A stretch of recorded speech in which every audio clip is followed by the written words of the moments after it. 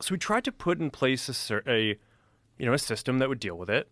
And early on tried to basically make it so that it was really limited. We're like, all right, we're just gonna have this system where there's these third-party fact checkers, and they can check the worst of the worst stuff, right? So things that are very clear hoaxes. That there's it's not like we're not parsing speech about whether something is slightly true or slightly false. Like Earth is flat, things like that, right? So that was sort of the original intent.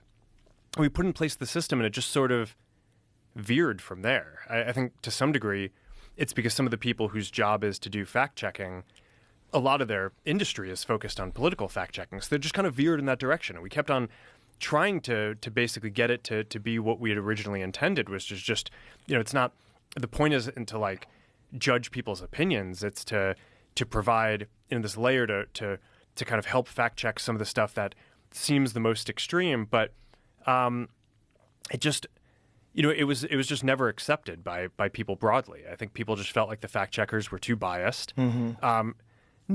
Not necessarily even so much in what they ruled, although sometimes I think people would disagree with that. A lot of the time, it was just what types of things they chose to even go and fact check in the first place. So, I kind of think after having gone through that whole exercise, it I don't know, it's something out of 1984, one of these books where it's just it really is a slippery slope, and it just got to a point where it's just, okay, this is destroying so much trust, especially in the United States, to have this program.